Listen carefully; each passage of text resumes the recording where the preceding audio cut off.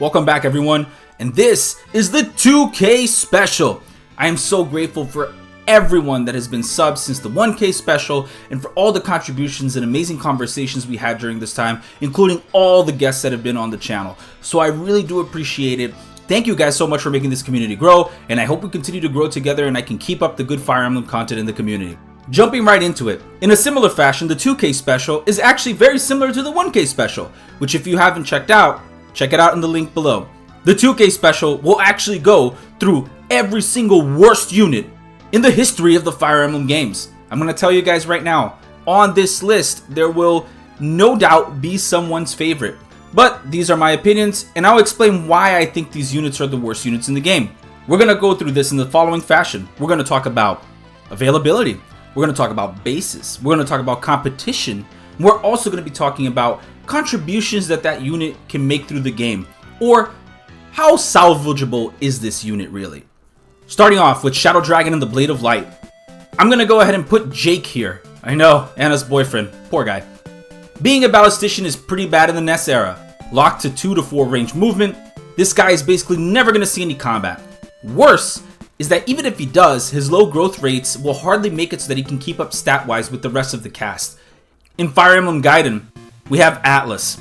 Joins as a level 10 villager with some pretty horrendous bases barring strength. Just like Shadows of Valentia, his best option reclass is likely the Archer line. However, unlike Shadows of Valentia, there's no Hunter's Volley here. You're basically stuck with a poor trainee unit that requires heavy investment to do anything that everybody else around him already does. In Mystery of the Emblem, and I'm going to consider only book 2 here, it's going to be Thracia.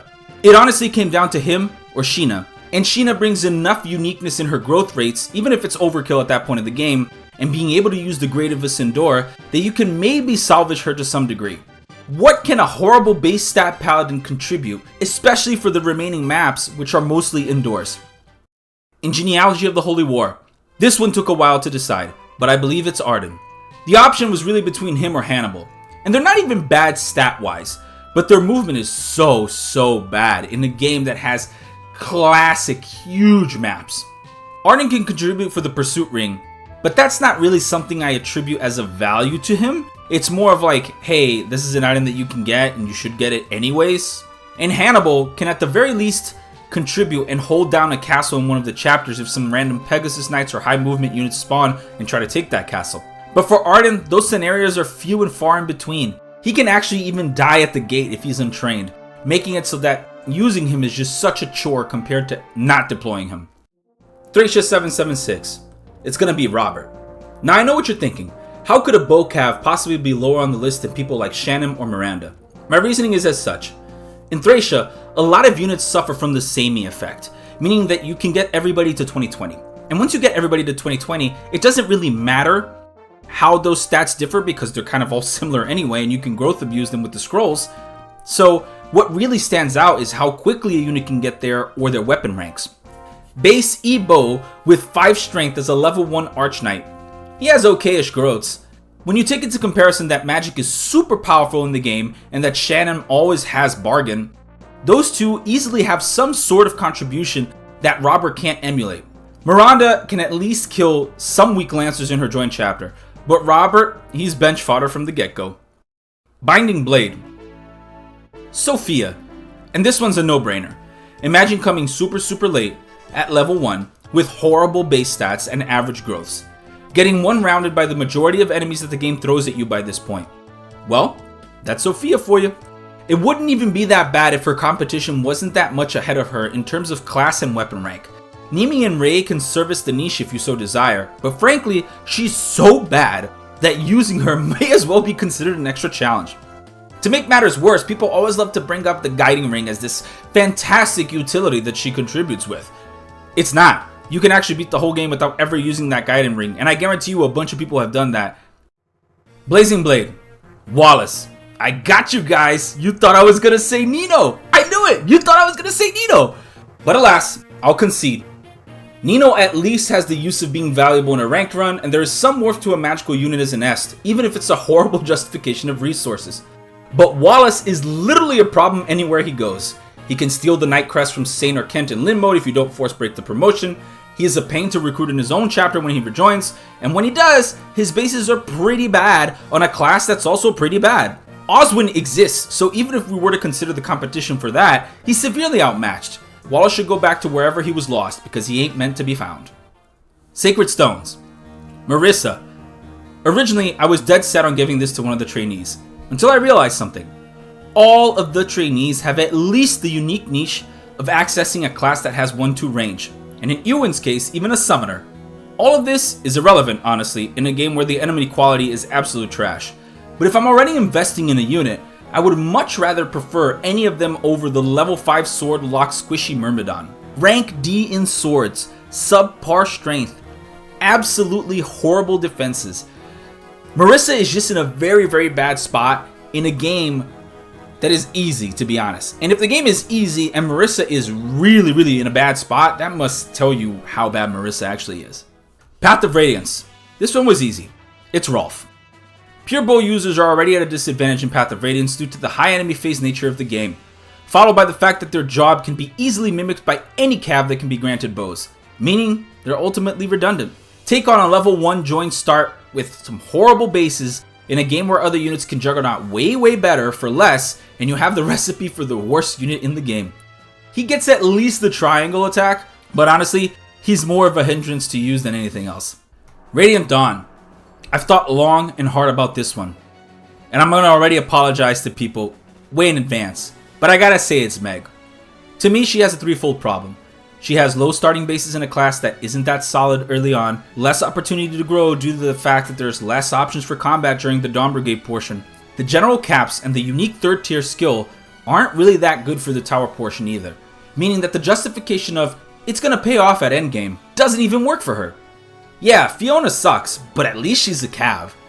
Lyre has the opportunity to proc a skill and significantly increase her damage, plus she benefits from the stat boosters the most due to the fact that they add +4 instead of just +2. Unfortunately, I think Meg needs to go back to farming. Shadow Dragon. This one took some scouring. Initially, I had thought of Lorenz or Horus as the worst units with their horrible bases, but then I saw their weapon ranks and lances and remembered that Rider's Bane usage alone elevates a unit to better than 0, which both can do at base. A lot of people also say Bantu, but that just shows me you've never played Shadow Dragon Hard 5 and don't know what Bantu can do at base. But Rad? Oh my god. D sword rank, level 5, negative personal bases, in skill and speed. And to top it off, the majority of enemies from here on out all use lances. I don't think they could have made a worse unit if it was even possible. His name is truly an irony because there's nothing rad about him. New Mystery of the Emblem. I originally was going to put Jubello down as the worst unit, but there is an argument that if you really wanted to, you could at least try to make Jubello good with his somewhat solid growths, even if he's outclassed by other units that he starts as a base level 1 mage and negative personal bases in those stats. But Bantu is on a whole nother level of bad. He doesn't come with a weapon, he cannot reclass to anything else, and the transformation bonuses are not nearly as solid as they were before. Basically, enemy quality in New Mystery of the Emblem has gone up significantly, and Bantu just gets one-rounded by everything in his joint chapter up until almost the end of the game. I'm going to put a little addendum here.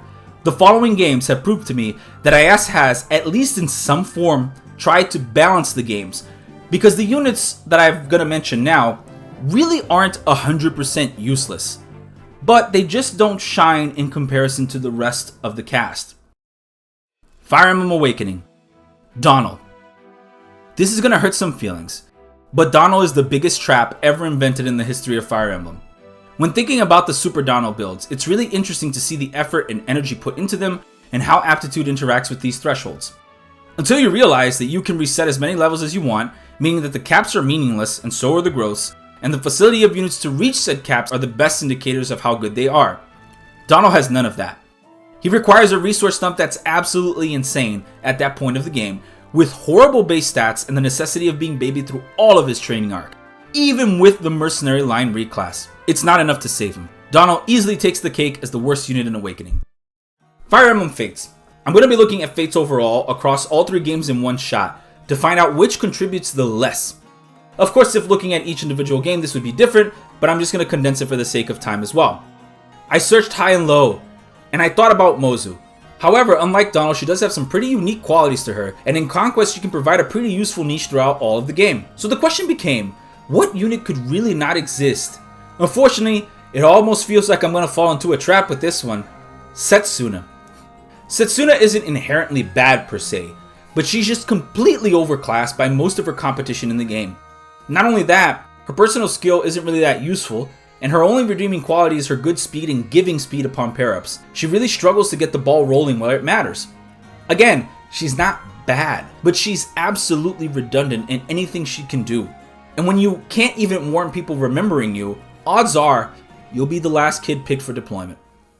Shadows of Valentia. I really wish it wasn't so, but he is not a Forsyth to be reckoned with.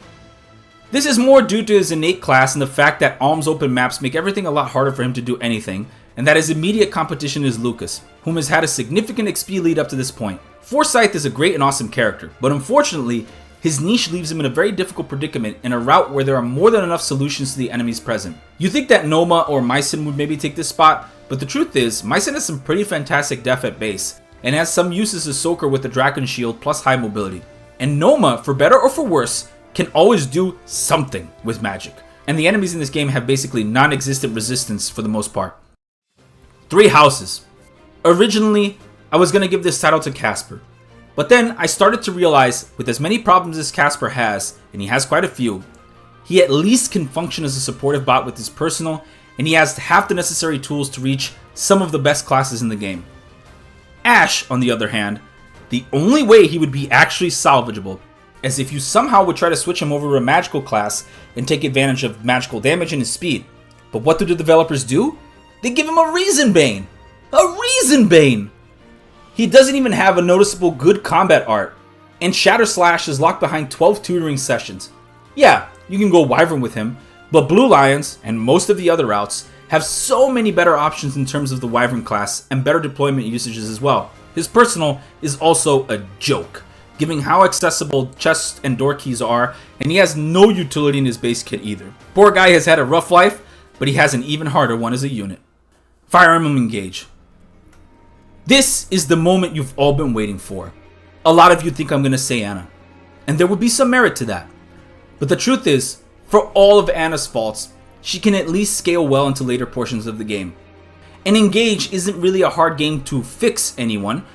Because of that, the worst character has to be a unit that somehow will wind up redundant or takes too much time to be serviceable. Unfortunately, the character that fits this description the most is Jade.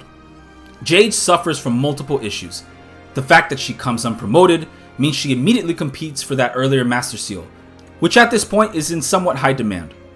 She also can only really gain any sort of skills from the emblems at base before they disappear, meaning that whatever SP she has is what you got to work with, and she has to use bond fragments in order to get the ball rolling with any of them. This isn't necessarily bad, but it is another thing to overcome. To be honest, she's pretty much in the wrong class with her bases. She has a specific niche of Hurricane Axe user for some later chapters, but let's be real, anybody with the bow could do this, and it's much more convenient to just deploy that instead of logging her around for the one thing that is her minimal contribution. What did you guys think? Do you think that I'm right? Do you think that I'm wrong? Do you think that there are worse units than the ones that I've said? And if you do, please let me know down in the comments below. I'm really excited to see your guys' take.